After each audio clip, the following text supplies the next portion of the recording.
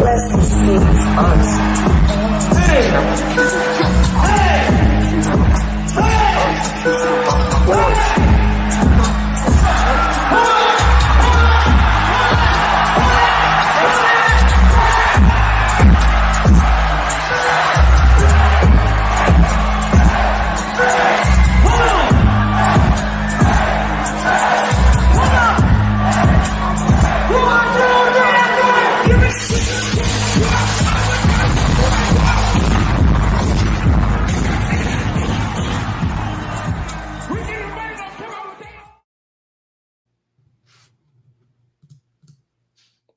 All right, what's going on, everybody? Welcome to the Voice of College Football, Ohio State Postgame, man. We're about to talk about Ohio State versus Purdue. Q, how you doing, man? I'm good, chilling. Early game for me. All the new games is early out here on the West Coast, they say. But team got in early, got it done, went on the road, got a good victory, a solid on pretty much all facets as we went. So yeah, man, I'm good. It's a good way to start the day. Definitely a good way to start the day. As my guy Seaball always likes to say, don't ruin my Saturdays, and my Saturday isn't ruined. So I'm pretty excited about what we have going on today. Hey, man, make sure that you hit that like button. This helps us grow. We will be here every Saturday after every Ohio State game, talking Ohio State. Make sure you drop your comments, your super chats right there, and we will be talking about those as well, man. But, today's game was on Peacock. A lot of people was talking about not wanting to watch it, not wanting to see it on Peacock, man. But I first want to get your thoughts on the game on Peacock. Yeah, man. Well, I think it's kind of unfortunate for everybody out there. Like, I already have Peacock because I watch Premier League soccer, and this happened to me a couple years ago where all the games used to be on NBC, and I'm like, oh, we're good. Like, they got 2 or 3 channels. We'll catch the big time games, and then Peacock came in. They started moving the bigger games over to Peacock, and it's like, come on, man. Like, you kidding me? So I had to be prepared just for watching soccer, but I'm not too excited about it. I mean, obviously they know Ohio State. Every game is one of the biggest, ratings games of the week in, week out, no matter who they're playing. So it's a bit of a cash grab. I'm not super excited about it. But if you're going to leave it here to a game like a Purdue game or like a smaller game where it's not, like a Penn State or a Michigan, like it's better to have that than the other side. So, I mean, if there was a game to be on Peacock, this is probably one of the better ones to have. So, but still don't like it in general. Yeah, man. I mean, here's my thing that I figured with these new deals, because like I've watched games on like CBS and stuff, like when you're watching SEC, and it's just like these commentators, right? That's my biggest issue, has been the commentators. In this game, you had one commentator, he had all the energy, but the other energy coming from the other commentator, I don't know who it was so dry, and it's just like what they say, watching just paint dry, bro. Like it was bad, man. I didn't like that. But also I just think while we are waiting, you're talking about 10 minutes, 5 minutes, game time supposed to be noon kickoff, right? But it doesn't even the TV didn't even start at noon, right? It's still like sitting there. Like you telling me 15 minutes beforehand you can't have the guys talking about it, previewing the show, something like that. I mean, even if you're already doing that on the NBC network, you can stream them both at the same time on both networks. Give us something other than a blank screen and the background elevator music. But let's get into the game, man. Yeah, man. No, obviously a big time performance. So I want to ask with you. Obviously, this team has started slow a lot. Come out in the first half, actually put up 20, put points up. Obviously, solid defense, doesn't give up anything. Just your overall presence of how this team came out and established themselves early in the game. Overall, man, I liked it. I liked how we came out. Defense holding surges, looking better on like third downs, on shorter shorter downs and stuff like that. Just everything just seems to continue to improve. And this is what we wanted to see. We wanted to see a faster start against this Purdue team. And, They were saying it was a trap game. This is where things had, kind of go to die over there when you come to that stadium. So I'm glad we got the dub. Wasn't another 2018 game. Yeah, man. I still have nightmares of that game. I remember I told Ron I was out at like Radford University hanging out, and I was like, oh man, we playing Purdue, man. I'm going out partying, Right. drinking, all that. Bro, I get back to the crib, they was like, bro, I was like, you know y'all lost, right? I'm like, what? Like, I'm lying. Look at the score. I'm like, dear Jesus. So ever since, I guess it's really probably we've been watching Ohio State football. Purdue has been a scary place to go because you just never know what happens there. And everybody prominent has a loss versus Purdue. So glad we got in there, was able to establish ourselves early and put the game to bed. Like I got Jay Buck said, finally a stress-free game. Guys just come in. We're the better team, establish yourself, take care of business. We had a lot of guys, which I'm sure we'll get to, show up. We're like, okay, we're finally getting to see, some of the younger guys here, some of the guys we wanted to play a little bit. Not so much on defense yet, but at least offensively, started to see some of the guys we asked about, and they're still worth the price of admission. So it was good to see that. But yeah, I'm glad we came in, established ourselves, and got out of there without really stressing out for a first time in a couple weeks.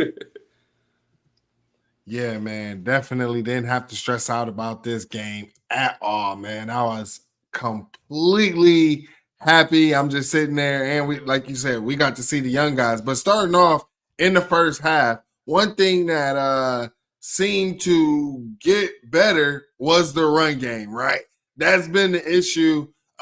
We've seen Ryan Day wants to use the run game, work that off of the play action pass, and get the ball downfield. And you see that we were able to do that starting off the first drive. Chip out there, able to get yards. He ended up averaging, I think, like 4-point-something yards as well, even before his injury. So he was able to see that going, and then the passing game. Now, the receiver, it seemed like Kyle McCord was on point, but then the receivers was just like, I don't know if the ball was wet, something was up with their gloves, or, it could have been that. But it was just good to see the running game finally get going. And we saw Dallin Hayden and what he was able to bring. And every time he gets in, he just shows up. And I think it's a discussion that we need to have because we've been talking about this guy and that guy. Do they have the vision to sustain what this offense needs to do? And Dallin Hayden always shows up. Yeah, I mean, first of all, credit to the offensive line here. I think they performed much better than they have in previous week. They established themselves even in stretch row where they've struggled a little bit. They still were walling off and leaving guys lane, and obviously said Chip goes out early. I am surprised to this point we hadn't seen Dallin Hayden, and I talked about this before the year. I'm like, okay, the end of last year, the Georgia game, he's getting the bulk of the carries over Chip. You would think with an off season, like he definitely keeps his lead and jumps into that top three because I figure we have 3-back rotation. Evan Pryor still seems to be there, bringing him back slow. So not much from him yet, but Dallin Hayden comes in, and like you said, he has the vision. I think Dallin really has everything of a great back, other than maybe that Travion Henderson, like, pop, I hit a crease, and, like, you don't see me no more. Everything other than that, which he can still give. We saw J.K. Dobbins not really have that in his third season. It just came out of nowhere. So that is really the only thing missing from his game.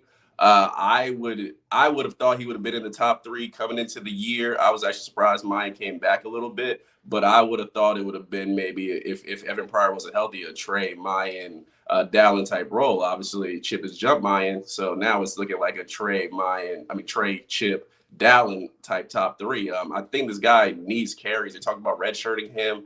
I'm like, I don't necessarily know the point of that to redshirt him, because you would think, is he going to be here, another 2 years after this? Probably not if he's as good as we think he is. So I think down the stretch here, we got to give this guy some carry and sell the offense. I think, he's definitely a part in this offense that we need to go. Man, Hayden's just to me, he's a grown man. Like, if he needed a red shirt, I think he would have no problem. And then come back and know he's like running back too, and know that he's going to at least be getting some carries and helping this team out. Here's the thing. Everybody's talking about, did we mess up his red shirt? Even though he played in this game, like, this does not mess up his red shirt. I was kind of surprised because I want to say when we was watching the game, you kind of saw like you were seeing Mayan, you were seeing Trey, you were seeing Chip, right? But then the fourth back that we saw during like the beginning of the season was Evan Pryor. So I'm thinking like he's running back 4, and then you see Donald Hayden just always showing his consistency and just saying, hey, I can't be denied, man. And Mozart Ghost, you're right. Hayden doesn't dance around. He's going to get north and south. And that is what I like. And he does have good vision. And that is what this offense it just makes the offense pop. Vision in his offense makes it pop. And like you said, he might not have the Travion Henderson burst or speed, but that's not what I need out of my running back. It's not. Yeah, I don't care. You call me old school, but I don't need that out of my running back. Yeah, it's truly a luxury to have that. That's why those guys are so highly recruited and so valuable, because we all know like speed kills at the second level. And you saw, against Notre Dame, Travion Henderson just was like, I'm going to the outside. Oh, there's one man to beat and touchdown 70 yards later. So, but that is rare. What you need is a guy who's going to get you a solid 8 when it's there, a guy to get you a solid 5 when it's there, a guy to get you a solid 3 when it's there. And then you just hope that, they get to the second level one time and have a break. So I think Dallin Hayden, again, this whole redshirt thing at Ohio State. This is Ohio State, bro. What are we redshirting guys for? How many years are they going to play here if they're up to the billing? Like, you really think about it. Right. Like, C.J. Hicks is in his second year. Let's say he hasn't played a lot. We redshirt him. If C.J. Hicks is as good as we think he is he going to play more than another 2 years at Ohio State? Probably not. Or if he is, well, this is Ohio State, so he probably wouldn't get his spot taken. But you would think some other guy as talented or more would come in and take that spot in another 3 years. So yeah. I think you roll the dice and have all these guys playing. I mean, Evan Pryor's the only one because he looks like he's still a little gimpy from his injury where you'd be like, oh, take it slow with him. But everybody else, man, roll them. They're not going to be here, 5th-year seniors. It's not likely. So right. So what do you think about Kyle McCord? I think Kyle McCord, allowing, I would say this, throwing the ball and allowing his playmakers to make a play on the ball. And, that's what you can ask from your quarterback. And that's what I have said from the beginning, that our wide receivers, just like how in 2014, when JT Barrett went down, our wide receivers had to step up and elevate their game. And these guys, our wide receivers, are veterans. All of them should be stepping up, elevating their game. And that's what I thought we saw right there in the first half, was guys making plays. The ball might not have been pretty, but you were still making plays, man. Yeah, this is the most solid I've seen Kyle McCord really off season. Thought he had the command. I mean, we got to put in context. This is Purdue. This is not a game we walked in like Kyle hasn't performed extreme to get out here and get a victory. But obviously, even amid some conditions, I mean, he looked very solid. He was putting the ball where it needed to be most times. He had control of the offense. So I'm definitely happy with what I see from Kyle. This is a good, a comfort game where it's like, okay, I can do what I need to do. I can have command of the offense. Going into next week, that'll be your true challenge. That's where we probably need Kyle to make plays. So, but you come in against a team. The thing is, don't make mistakes. Don't get Purdue chances to, be in the game and be annoying. Go ahead and do what you need to do. Have command of the offense. Drive down the field. We had no trouble driving in this game. Even fumbling, right across the goal line. We had no trouble driving and putting good drives together. So I think this is a very solid game from Kyle. I'm still waiting for that jump to be like, okay, now you're at the top tier quarterbacks, but still it takes time, so he'll have another chance next week. But this is the game you want to see from Kyle on the road against Purdue and get out with a 41-7 victory.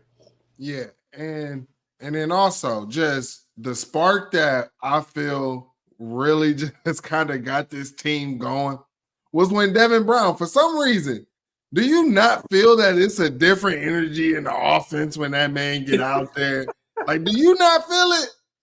Man, we I think is probably the second most podcasts are talking about Devin Brown coming into the season. I think we were all on that bandwagon riding that train just for the attitude and what he brings to this team. And yeah, you see it with the energy. Devin is just different. And to the point where in the second half where he makes another throw to Brandon Ennis where I'm like, you're not getting much better than that.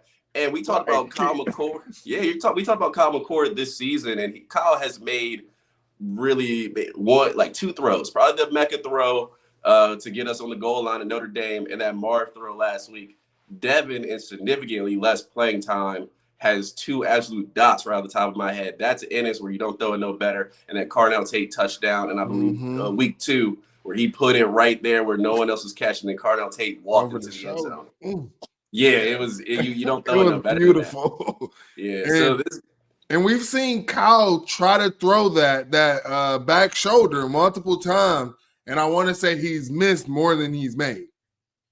Yeah, I'm more like he's had a lot of attempts. We see Kyle really struggle in the last few weeks with throws. We're like, you got to have that. It's got to be on time, and it got to be better. So Devin Brown has all the talent he needs going forward. He's not the dynamic athlete, that we thought where he was going to make guys miss it, and do all that. But he's enough to kind of get it done. I mean, if you have one guy that might get a sack, Devin might be able to evade him and make something happen. So definitely all the talent going forward. I think this offense does have a different juice, and obviously the running game much benefits for having Devin Brown in there because we know he can actually, take off and make a few yards happen. So, yeah, I love the energy with Devin Brown in the game. Definitely, man. And you got it right here. Devin Brown is Tebow 2.0. He might be. He kind of brought that energy. I don't think Tebow would have fumbled, though. You know what I'm saying? Probably would have had that high and tight, instead of that little chicken wing he had out there. But, I think it also going into next week, what we have going against Penn State, this adds a different wrinkle, something that they won't see. And here's the good thing about it. I don't think that we saw Devin Brown out of the little red zone package really get to throw the ball. And I know Ryan Day likes to throw in the red zone. So this is just something that Penn State's going to have to work out. And look at Penn State's linebacker saying, oh, the offense is just basic and stuff. Boom. Basic just got your 41 punched in your mouth, man.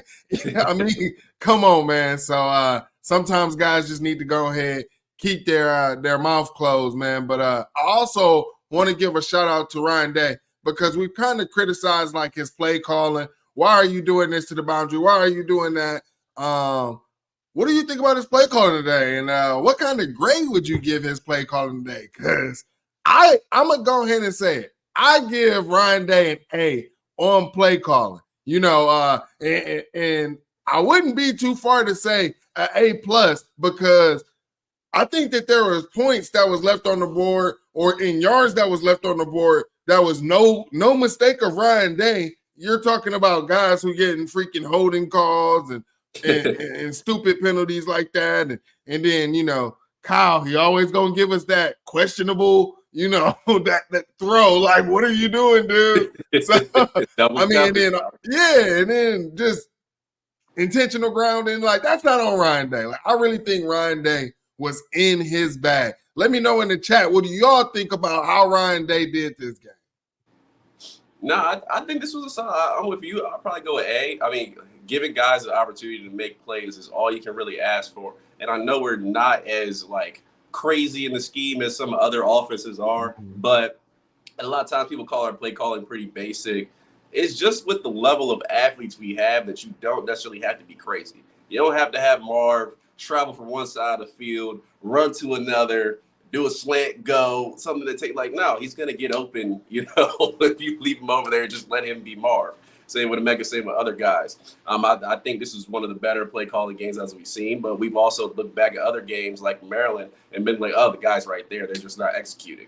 So I think Ryan Day's got a lot of heavy criticism for his play calling early in the season, some just, some not just, but I think he really went into this game and did it solid and gave guys opportunity to play. 41 points, you cannot complain about that. I mean, we've been kind of the 20 crew. It's almost seems like throughout the season where it's like we ain't putting up no points, and we may finish with 30, but it didn't feel like 30. It really felt like 21. Right. So putting up points in this game where he kind of took his foot off the pedal a little bit at the end, it would seem a little bit. You can't complain with the play calling he put in. I would give him an A. I thought this was very solid. Yeah, man. And we've talked about the offense, but man, we got to talk about this defense. And I want to start off with the defensive line. We've seen the defensive line at the end of games start to come on, right? And after they've just worn on. But we haven't seen the defensive line just turn it up from the beginning of the game, getting tackles for loss, getting sacks, man. Dang, you coming into this game, we was like at last in the Big Ten in sacks coming in this game. Now, I'm not about to go ahead with the narrative. Don't clip me up on no narratives or nothing because we know it was a lot of quick game going on. Somebody gonna try to clip me up, but there was a lot of quick game going on. But these guys was able to get home. Purdue wasn't trying to do the quick game. They were actually trying to have routes, develop routes down the field. And shout out to our DBs. Even when the quarterback was getting out the pocket and scrambling, our DBs was right there. I mean, and even though these guys continue to make these catches or had a touchdown catches, I can live with it. They're not getting burnt. I can live with you being there and not getting burnt. So the DBs and the defense did a great job trying to hold them to in the first half what would have been a field goal, but they missed it, So shout out to the defense for holding a shutout in the whole first half. Yeah, honestly, Purdue missed a couple field goals. I remember somebody in the chat said it earlier. I'm glad we don't have their kicker. Like playing our offense, that was a little rough. We'd be all over Parker Fleming for that more than we already are. But no, the defense again. I mean, this is not a offense that you were really worried about in Purdue. Come in, take care of business, and I mean they did that. I mean those guys are having a great time out there. You saw late in the third quarter, they're out laughing, jumping around, like having a good time, and that's what you want to see. These guys are playing well. They're playing loose. Again, a solid performance all around. The DBs look good. Igbenogson still gets challenged a lot, but he's up to the billing every time. I mean, he's there. He gets beat on a touchdown today, but you'll give up one. I mean, 7 points going into early fourth quarter. All right, we'll live with that. So no, definitely solid performance all around from the DBs and defense. All in Jack Sawyer, JT getting on the sack numbers today. You wanted to see that from them. They did that. We've been calling them out, since there. I mean, this is Purdue, so we need to see that next week, most definitely. I mean, if you were going to save your sacks, I would say put it in that Penn State and Michigan game. But they showed up. They got on the stat board, so no complaints there. And the defense, again, continues to be as advertised, one of the best in the country.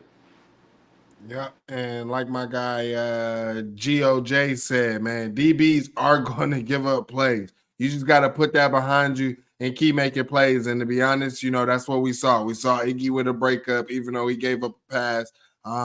And our DBs just continue to get better. Our defense continue to get better, man. And like you were saying, I also see in the chat, everybody wants to see the guy, man. Free. Hey, and here's the thing. Do not get on Steven. People do not get on Steven because he's not saying start the guy, right? But you can have this guy on the Raekwon McMillan play. You know what I'm saying? You can have this guy rotating in some packages. I thought that one pass that they got off on Steel Chambers. Honestly, I really think if that was CJ Hicks in there, that's probably a pick, bro. Like we've seen him be able to get his hands on the ball and what he can do in pass coverage with that opportunity. And I just think when you have a CJ Hicks and a Sonny Styles and you have those twitched up guys, right? When you think about this, when you have multiple twitched up guys on the field, like that's something elite. And still just our linebackers, man, especially in pass coverage, have not had a feel of the game, don't have a feel of what the wide receiver or the tight end is doing, coming across their face or coming around behind them. They just don't seem to have that feel in pass coverage. What do you think that is, Q? Yeah, I mean, we've seen it. I will give Tommy and still credit. I think they've been pretty. I mean, even Tommy Morton has still been very solid in the run game. They do fit gaps when it's time for them just to go and make a play. They solidly tackle and things like that. But as you say, when it comes to pass coverage and sort of being in space more, that is where they tend to struggle. And you see it in pass coverage. I mean, in man, in zone, any pass coverage you call, they have no awareness of their man. They probably play. It has to be the worst zone defense I've ever seen from players at times because they don't move. I told you, I called them practice dummies. Like they say, this is your zone. You got to get here, and they stay there. The guy's right here. I'm not moving. He gets 5 yards that way. I'm still not moving. No completed catch. So it's almost kind of funny. Yeah, I think there still has to be ways to get CJ Hicks on the field, to get him involved, to get him some confidence. I mean, we talked about this weeks after weeks. I don't need the guy to start. I don't need him to go play 100 snaps and never come off the field.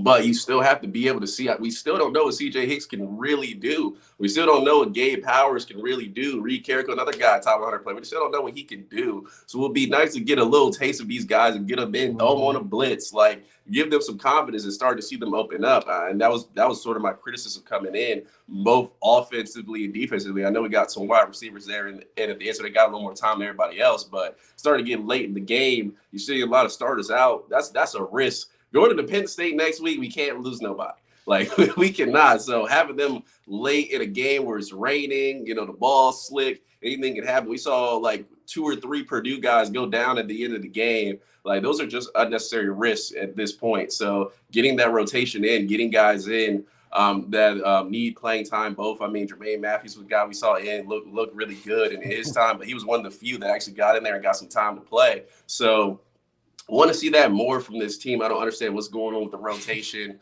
but we got to have it. Like GOJ was saying, like those guys have not looked good enough to keep players off the field. I mean, we see Cody Simon come in almost, it feels like every other drive because Steele does something.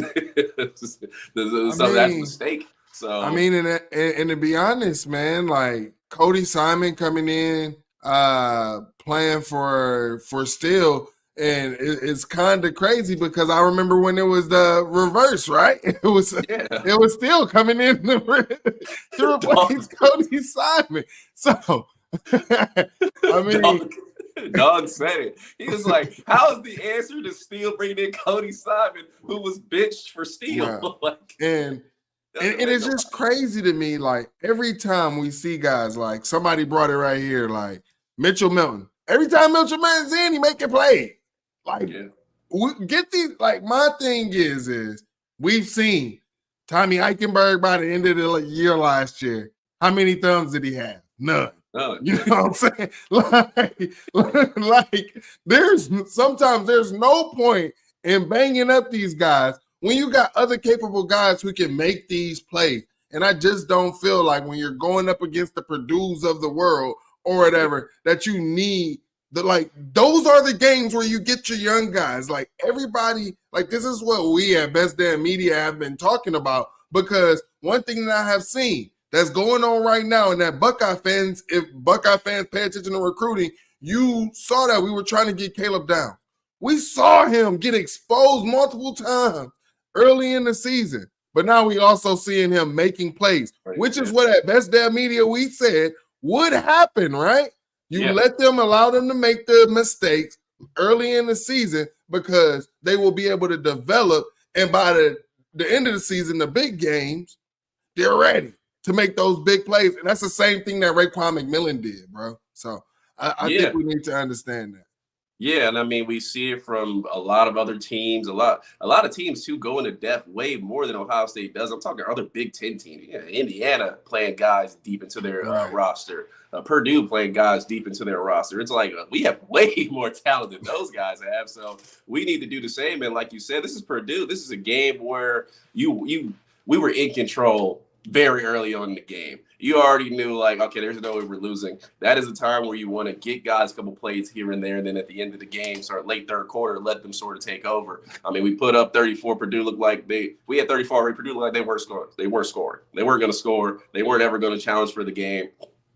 Let the guys roll. Let the guys play. I mean, we have to. Like you said, Caleb Downs, guys have to play early in the season. Like guys like Steele and Tommy and some of the older players. I mean, you could even say like a Josh Proctor, a guy playing well, a Denzel Burke. Like the mistakes those guys are going to make, that is just who they are at this point. They played 3-4 years. You know what I'm saying? A JT's played 3 years. Like the mistakes they make, they're going off to the NFL or they're run out of eligibility. Like the mistakes they make, they're not really good. That's who they are at this point. So a guy like C.J. Hicks is only in his second year, really his first year of playing time. The mistakes he makes, he's going to grow from it. So we're not going to see Steele get beat this week and say next week, oh, Steele adjusted and now he can cover in man and in zone. It's like, it's just something he doesn't have capability of. But the younger guys who are making these mistakes, they have the time to go develop, get better, another offseason, things like that where they can learn from it. So we got to roll the young guys, especially in games like this. My guy J Buck says nose don't trust underclassmen. He's still getting adjusted to a program that has elite playmakers at underclassmen. He wasn't forced to play younger guys at his previous stops. And to be honest, that is true. You know, he had to change his philosophy. Actually, I want to ask you this, talking about changing his philosophy, but Jim Knowles changed his philosophy to stop the down the field passes, the big explosive passes, right? But Well, I remember I at best, actually, let me say, he changed what the linebackers do yeah, he for did. sure. You know, and I kind of missed the aggressive style because I remember at Best Damn Media, we were always saying that he just didn't have those players on the outside, at the DB position to do what he was asking them to do. Do you feel like this year that he does have that? Yeah, that would be my more point. People talk about Jim Knowles really changing his philosophy, with the defense and not give up the big plays. But you look at the flip of the roster and who's starting in the secondary, it's like, well, I see why we're not giving up the big plays. Denzel Burke, who leveled up at the end of last season and wasn't really giving up plays against Michigan or Georgia, is a leveled up version of that. Igbinosun is a guy you will think is going to get drafted in another year or so. Josh Proctor has come in and really leveled up. The safety room is playing extremely well. Lathan Ransom has leveled up his game. So I don't know if it's philosophy change. I know we do blitz a little less, but also too, look at our defensive line. like as crazy as it seems, Tyreek Williams and Mike Hall were not playing last season. Look how dominant. I think we almost forget how little those guys played. They were playing like 17 snaps in a game where other defensive linemen were getting like 30, 40, 50. So it's just the level of talent that is on the field this year.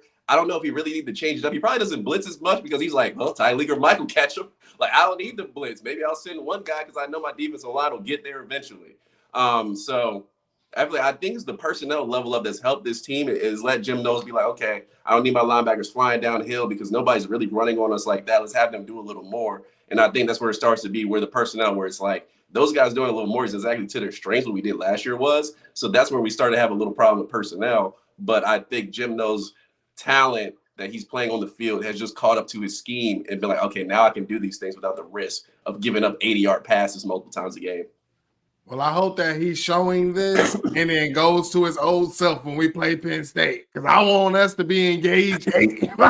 I'm telling you, put the pressure on Drew Aller next week. Yeah. You know what I'm saying? That's what I'm saying, man. But, even though we came out with the dub, 41 points, Kyle McCord, 16-28, 276 yards with 3 touchdowns. Devin Brown throws a touchdown pass, also rushing one. Our running backs, Dallin Hayden coming in, 11 carries, 76 yards, averaging almost 7 yards a carry. You're talking about XJ coming in. He always Mr. Faithful. I think we need to call him something, man. And I want to call him Mr. Faithful, bro, because every time he gets in, he's always faithful. Does he not make plays every time he's in? Are we not playing him enough?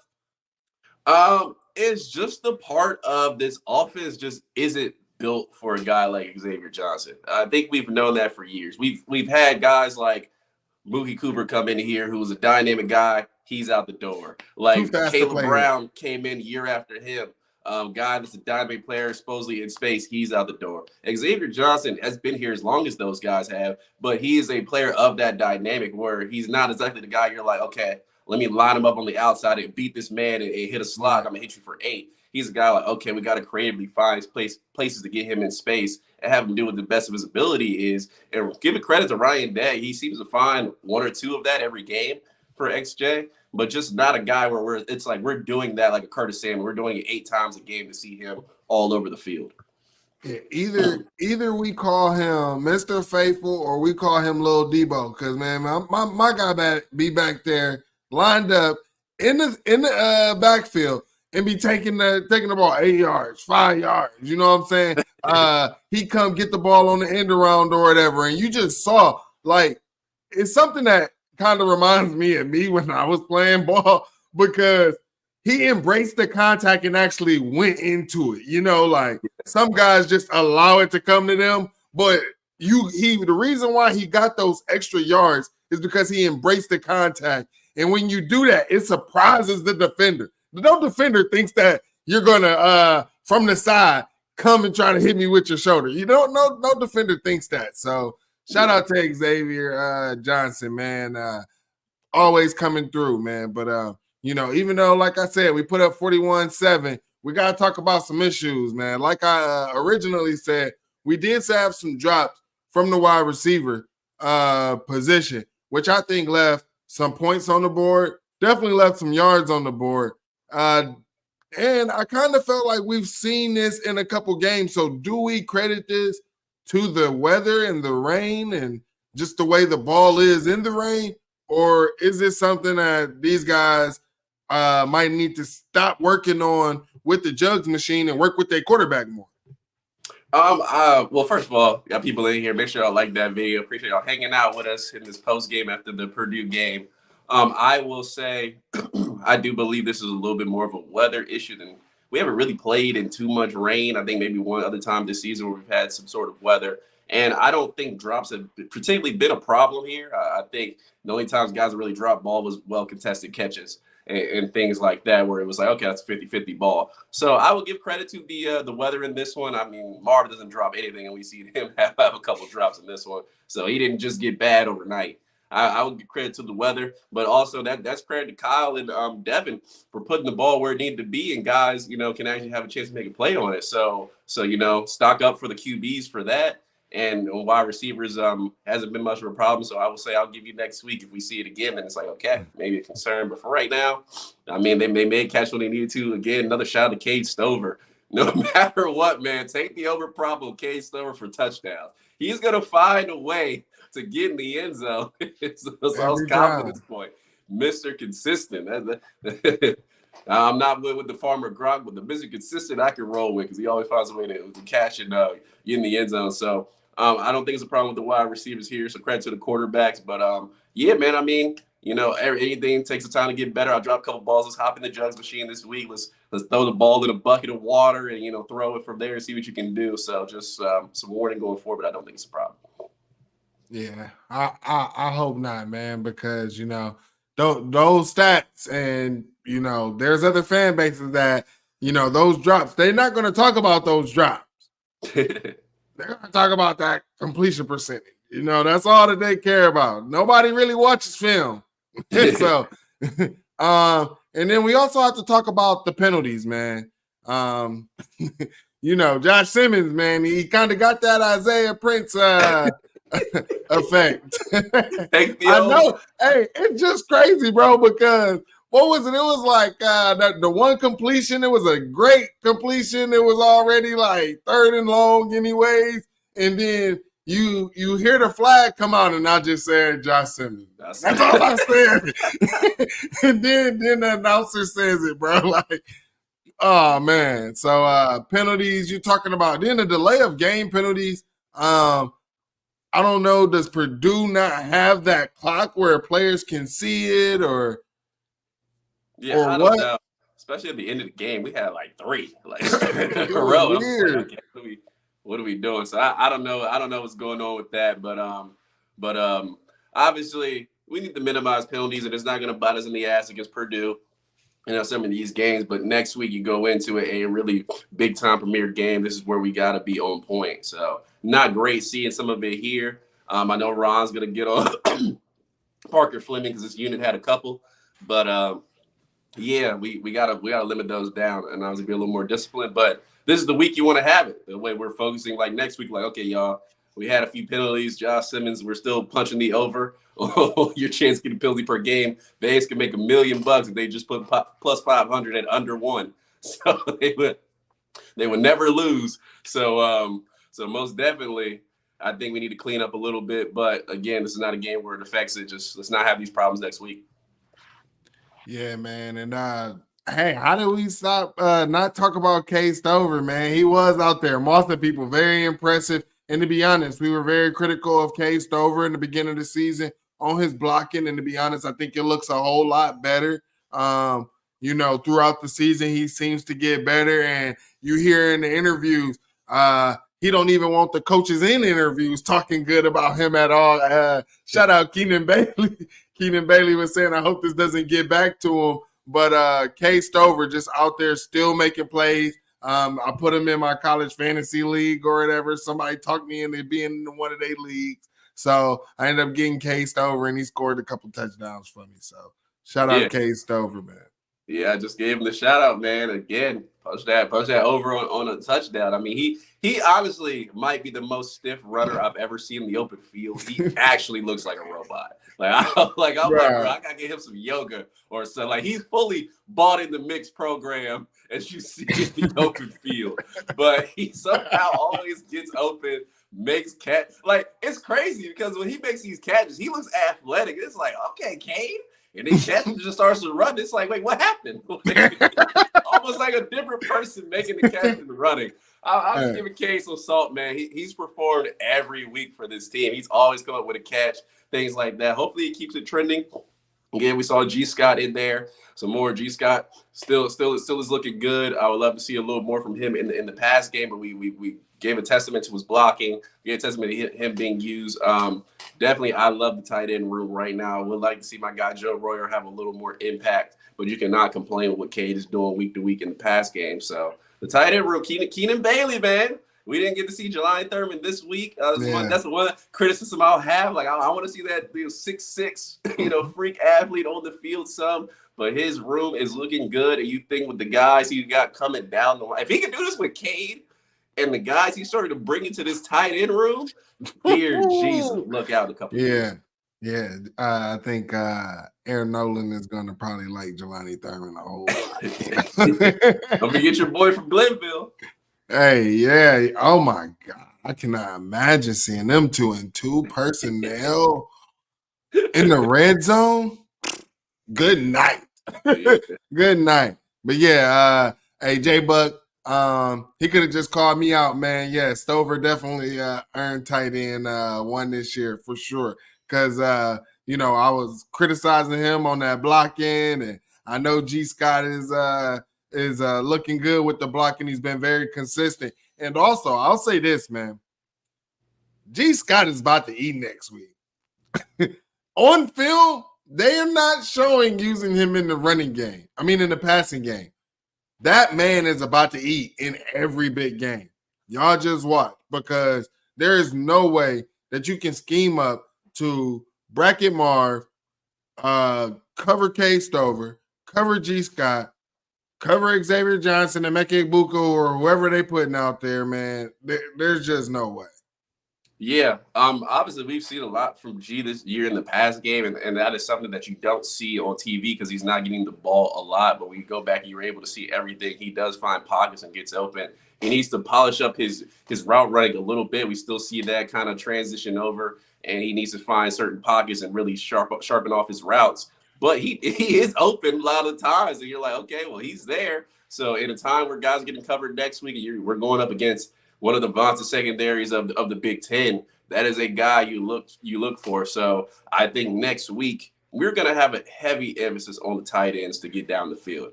Like Cade has proven to this point he can get open, he can make catches, and I think G. Scott, again, with as much two tight ends as we play, is a guy where next week that may be a guy you're looking for to throw a prop on with a few catches to get down the field, because I think, like you say, he's going to play impact next week as well. All right, man. And we got to talk about this, man. Turnovers. We kind of highlighted talking about Devin Brown with the chicken wing, in the end zone, messing that up. That left points on the board where it could be 48. Then you're talking about Kyle McCord. One thing that I've been speaking on is the issue of his pocket presence. That's something that I'm very taking issues with, because I don't understand, like, the one I think that he had the turnover on, the guy didn't even come from his blind side. All right. So yeah, he was looked that side. He just went around and caught him hanging out in the pocket too long. So what's going on with these turnovers? Because I tell you this, you look at these bigger games, the team up north, the Penn State game, just talking about those games, alone in conference, not even talking about if you get in the CFP, but these teams that's ranked in the top 10, they're not ranked there for a reason. Those teams can capitalize off those turnovers, and you're putting your defense in a bad spot sometimes when you do that. Yeah, we heard this all season. The knock on Devin was he was he was a little loose with the ball. And I thought they were talking about the pass game, but it really must have been the run game because it always feels like when he's carrying the ball, he might be due for a fumble. Obviously, he had one here. So that does worry me a little bit. Got to clean up on the turnovers. Kyle McCord giving up that fumble. Again, it's late in the Purdue game, trying to make a pass. He's probably not as tuned in as he should be, but you're just in the pocket too long waiting. You got to get out. You got to have some sort of awareness to move and set your tackle up because he's giving you enough time to either make a pass or get out the pocket. So you got to do one of those. Yeah, we got to be careful with the football. Kyle McCord has been good with the football all year, has not committed a crazy amount of turnovers. So I have been happy with him to this point. He will protect the ball. So I have confidence in going into a Penn State game or a Michigan game that he's not going to, I don't know, some of the passes should be picked up. But if he cuts out I was about to say, bro, like, on I just feel like when he has turned the ball over, it's been like a dumb fumble. It's just been dumb stuff.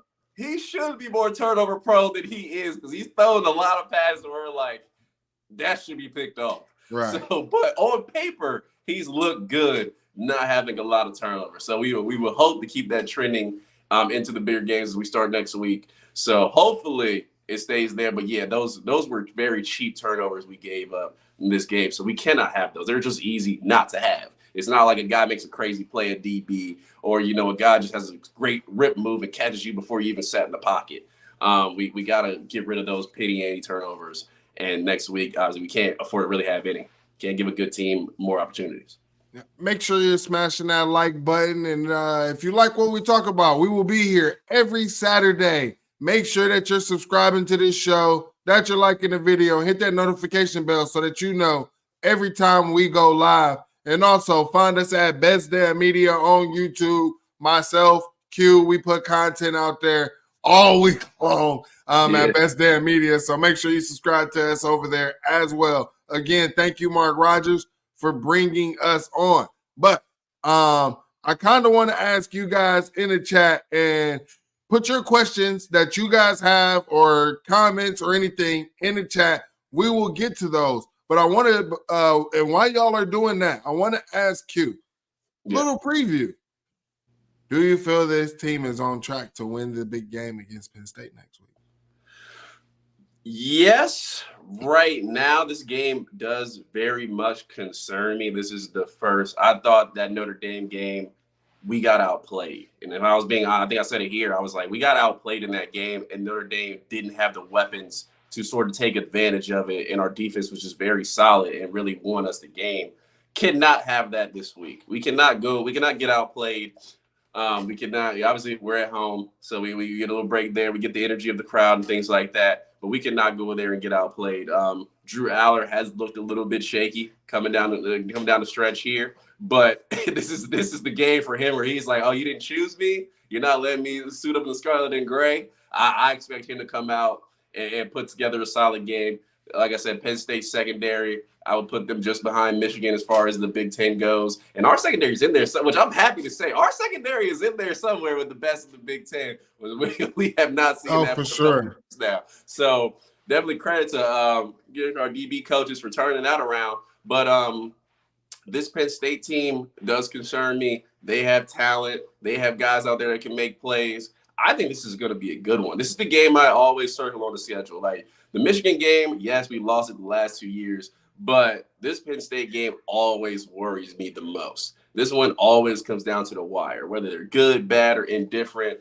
It always somehow goes up to the end of the game where we got to make a play to win, and if we don't, we might go packing. So we've won these games. It seems year in, year out for the most part, but I am very concerned. But I do have confidence in this team going in there. We're at home. Let's go get that W.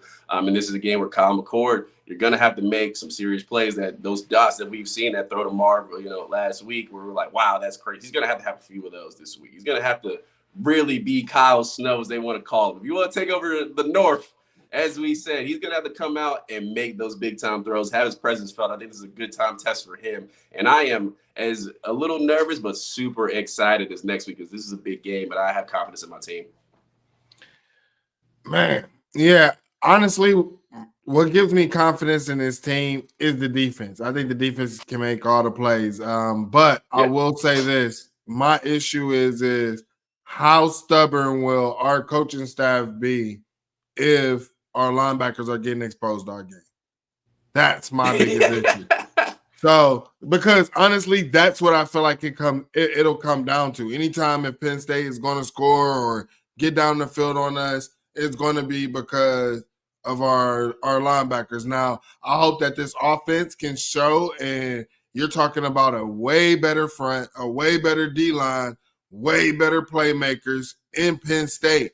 Hopefully they found what they need in this running game. Maybe that might be the vision of Dallin Hayden. Maybe that might be. And will our coaching staff be stubborn by not putting him in, by trying to force something else? Also, I mean, I ain't gonna lie to you. I am nervous about this game. The only thing, like I said, will give me confidence in this game is the D-line and our DBs. But this game is always close, right? Last year, it took JTT having like the best defensive game of the decade, or 2 decades, for that. You know what I'm saying? Like, you're talking about defensive end getting like 2 picks and 1 for a pick six, and then sacks as well, tackle for loss. Like, dude had himself a game. You're talking about where Sam Hubbard previously had to tackle Saquon and Tracy McSorley in the backfield. And then JTT had to go crazy, going 14 or 16 for 16 or something like that. Like, it was crazy, bro. So these games always come down to the wire, man. Always are tough games, and I am looking forward to this game because this is going to let us know if our Buckeyes are ready, and this is going to tell me all the expectations of how I need to feel about the rest of my season. Yeah, I mean, most definitely, I was not worried about the Notre Dame game a lot. As close and as much stressed out as that game did, that game I was really not worried about. I was like, we have too much talent here. All the opportunities to present themselves. This is what you play the Big Ten for. These are the big time games. 2 top 10 programs. Definitely excited, and like I said, we have the guys to get it done. We have probably the most talented roster I've seen that I felt coming into win a national championship that I felt in a few years. So I think this team can get it done. Not everybody has a Marvin Harrison Jr. out there that can make plays and be a difference maker. With the updates to the secondary, I don't know how much that the Penn State receivers are going to challenge us. They do not have, Marvin Harrison Jr. walking around there. They got some guys, but I feel like that's a favorable matchup for us. Hopefully, the defense holds well in this game, and our offense just hasn't put up enough points for us to win. I feel like the defense. Yeah, the linebackers seem to get exposed, week in, week out in the pass game. But if that's the biggest concern, I feel like this is a defense really, really has the opportunity here to put a trademark on here. You hold Penn State under 20 points coming to this week, which I believe they have the ability to do. JTT, just do the same thing he was doing last year. Just do all those same things leading into the week. Because we can get a JT like that. Just do it early in the game. If we get a defensive end to do something even remotely close to that, I don't see Penn State putting up a lot of points in this game. But everybody's got to be ready to go. And this is the level up I'm expecting from Kyle McCord. This is the game where I'm like, all right, Kyle, you want the starting job. You want to drive the Lamborghini truck coming into the Woody. You want to do all that. This is the time to show us you can take that step into one of the best in the country, which he has been. He's been off the mark to this point, but obviously a comfortable game here. This is his opportunity. So I am excited for the opportunity these guys have a chance to take coming into next week. So I've been trying to look to see if there was any updates on Denzel Burke because that was not a good time for him to go down going into next week. I don't know if anyone else has heard anything, but I have not heard anything. All Ryan Day has said that I am reading is I can't give any updates right now. I know everyone wants to know.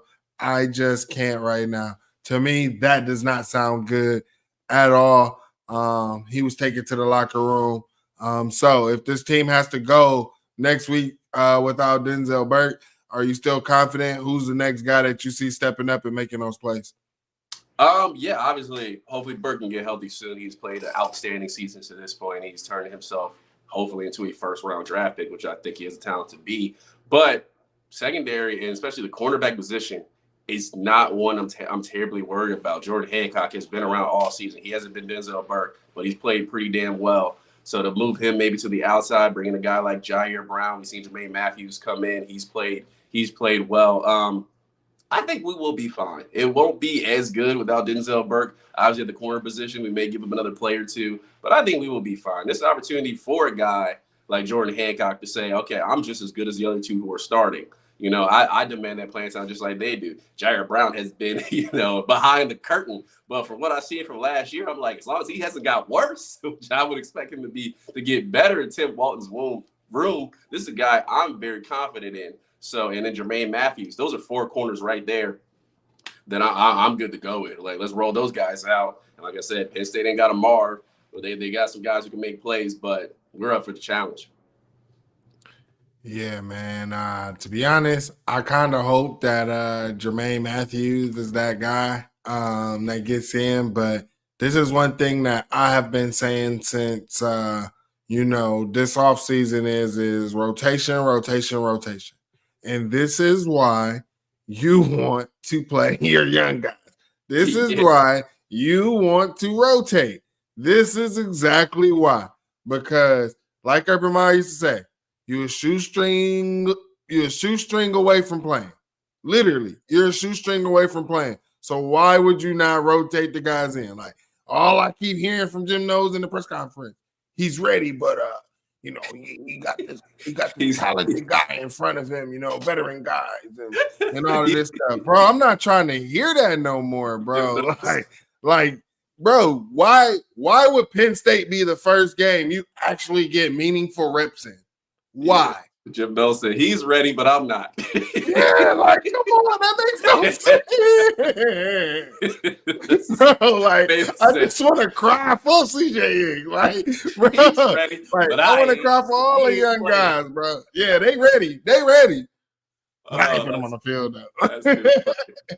Yeah, if there was a certain position that obviously Denzel Burke's not the best person on defense, not the guy I want to go down. But if there was a position who can take a knock right now, I feel like this secondary and this defensive line the corners and the defensive line are ones where it's like, okay, we got next man up. Let's roll. Hopefully Denzel Burke is back as soon as possible. So shout out to him. Hopefully he gets well soon. But Jordan Hancock, Jair Brown, Jermaine Matthews, it's your time. Those guys are going to bring it. So get ready this week. Tim Walton has doubled what the confidence everybody had in him, coming off of last season with the cornerback room. I mean, I think everybody is very high on Tim Walton right now, as well as Perry Eliano. So it's just time to earn his money, get those guys ready, and let's go ball.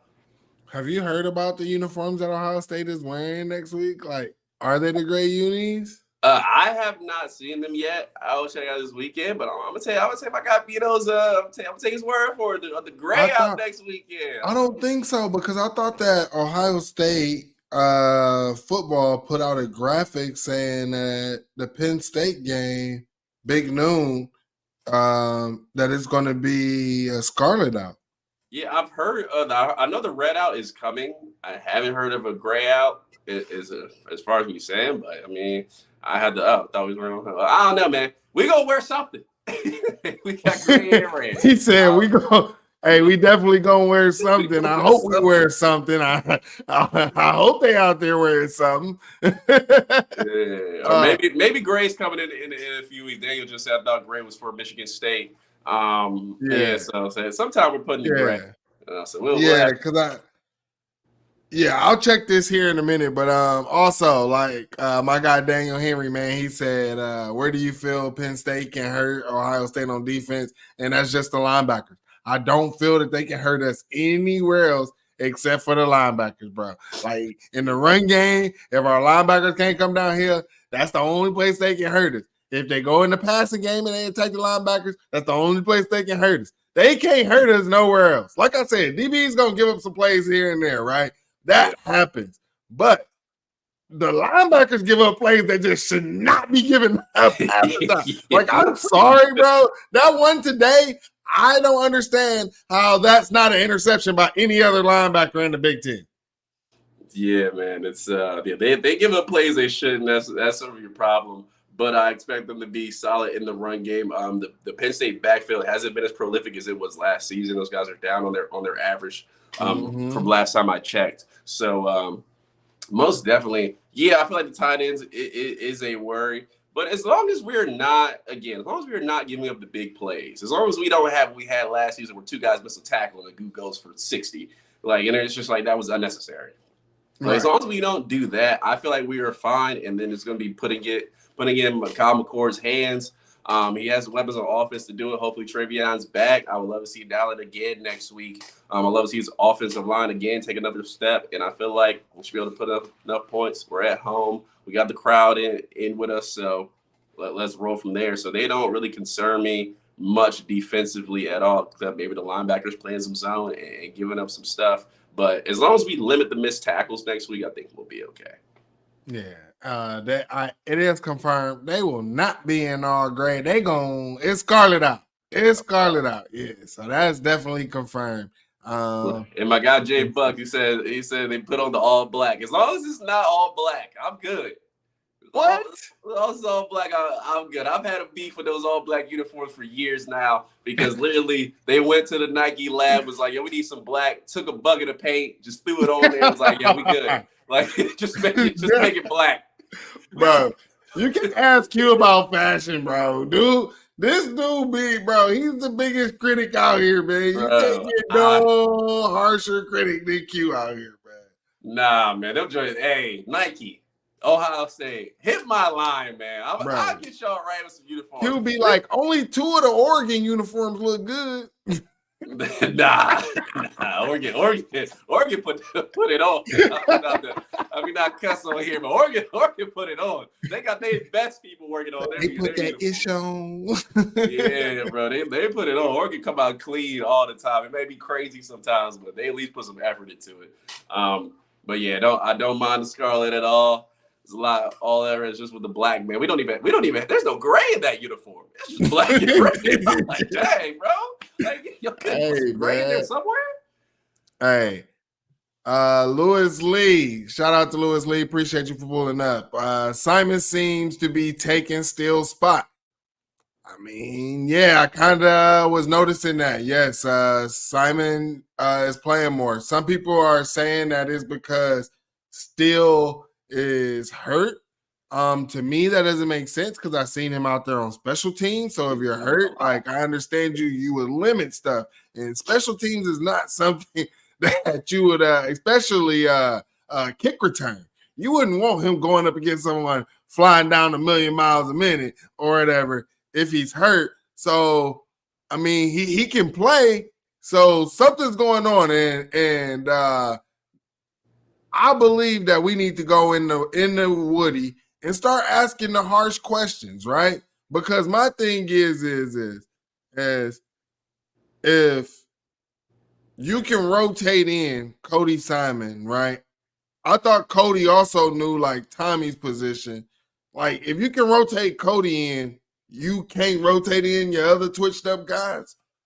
Yeah, I mean, Cody Simon and Steele Chambers is almost the same guy in 2 different fonts. Like, they're both solid. They come downhill in the run game. They don't really miss tackles like that. In the pass games, they both leave a lot to be desired. I mean, Cody Simon there with Steele and Tommy he's a guy in the pass game where he can be exposed. So more definitely, like, if I was rotating in Cody Simon, I have him doing what Tommy Eichenberg did last year, just come downhill. And I'm sure he probably looked like almost All-American as well. He's a short tackler. He makes tackles. He comes downhill. He's very physical, but in the pass game, it's not him. So, again, got a couple freaky guys over there that we've recruited the last year or two. In that linebacker room, it seemed like they would be okay in coverage if you would put them there. So maybe we'll go with that. But yeah, I don't understand Cody Simon jumping Steele to be. They jumping each other. Steele took Cody's spot, so Cody takes Steele's spot. So later in the season, Steele can take back Cody's spot. It's like we're getting the same thing either way, man. Yeah, J Buck said Chris Drew it's not gonna happen, man. He's not gonna be benched and they're not gonna look back. Like that's not gonna happen, man. They looking back at still every time, like, you good now? You good? Yeah, he Wanna got give it a try? he got them You wanna give it photos. a try? Got them photos in his dorm room. I ain't never gonna be on the bench. Yeah, man. And somebody say he need to switch back to running back. I don't know if you've seen Steel Chambers catch an interception and try to run, but no, that's not what we need at running back. That's not what we need at running back. You remember that 2 weeks when we talked about Steel might should start at running back, where he had that one game where he was running powerful, like straight north and south, and it just fumbled, and that was the end of Steel Chambers at running back. Oh man, that was man. Yeah, Vito, you funny for that, bro. Let's get him back in the show. Yeah, we got we gotta get some offensive players on defense. We already got Caden Curry on offense, fullback. I need Steele back on offense. You know what I'm saying? Give me Marvel on defense and safety. You know, let's mix it up a little more. Yeah, man. Everybody, make sure that you hit that like and subscribe button. Man, Q, where can the people find you throughout the week, man? Yeah, man. So obviously, as you know, me and Mike come from Best Damn Media. Over there, we give you a different level of content than usually fight on the beat. Interact with the fans a lot. Me personally, I would call it a fan channel. I would say you're getting a lot of insider information, but you're also getting that time where you could go in, talk ball with us, and it's almost like you're talking with your friends, you know, out at the cookout, or, you know, around the fire or something like that. That's kind of the atmosphere we want to bring and have a good time. So Best Damn Media, man, our flagship shows tomorrow, Buckeye BS. You'll get all 4 of us.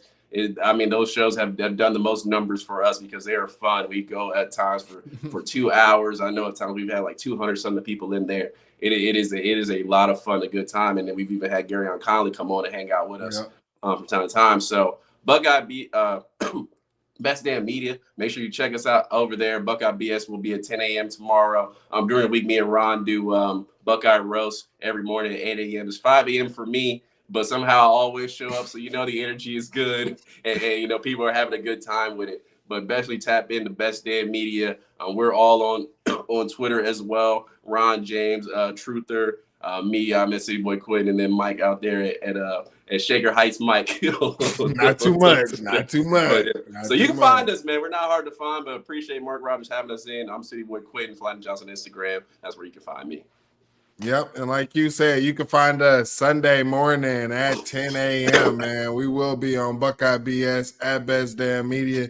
You can also find me every Wednesday on Best Damn Media YouTube at The Fans Edge, man. That's our national college football show. So, you know, if you want to talk Ohio State, we will be talking about the Ohio State-Penn State game. So definitely come check us out this week. But we don't just talk that. We give you a national landscape of college football, and it's a really good show, man. We had Chris Drew come on there. We've had some really good guests. We've done some breakdowns as well. So, and like you said, man, at Best Damn Media, we really like to interact with our fans. We really like to know what you all think. So come join the chat over there as well. And again, we are here every Saturday to do the Ohio State postgame show. Make sure that you like and subscribe. Tap in with Mark Rogers, the voice of college football, right here on the Ohio State channel. So that way, you know, every time they got content on here. So we appreciate you again. Shout out to Mark Rogers for having us on here, and we really appreciate it. You got anything else for the people? Yeah, Def, shout out to the chat. We see a lot of guys over there beating up. We know you trolling, man. We know you don't want Steel Chambers at running back. it was funny. Yeah. But no, most Def, shout out to the chat. Shout out to y'all tuning in. Appreciate you coming over. We know we're at a lot of places. We go to Bleacher Report. We hear Mark Rogers. Appreciate him having us. We're over there on Best Damn Media. So appreciate y'all tuning in. And like I said, we couldn't do this without y'all. So like Mike said, we're here every Sunday post game. You can't get too much of us apparently. So we here hanging out with y'all. It's a good time as usual. Oh, and we also do film breakdowns, man. Every Friday, check out Dogs breakdowns, Dogs Film Room on Best Damn Media as well. So if you want someone who has played the game, someone knows, especially the DB play, but someone who knows the actual game of football and what you're looking at, go check us out on Best Damn Media, Dogs Film Room. He's breaking down every Ohio State game. So make sure you check that out. After I put the kids to bed last night, that's what I was on. I was like, man, let me sit back. I had a glass of wine, and I was just watching Dog's Film Room, man. So it was nice to enjoy. I watched it last night as well. It was a good episode. So check that out. Yeah. So everybody, make sure y'all tap in. Again, thank you all for coming. We appreciate you guys, man. Y'all have a good one. OH. Ayo. The rest is us.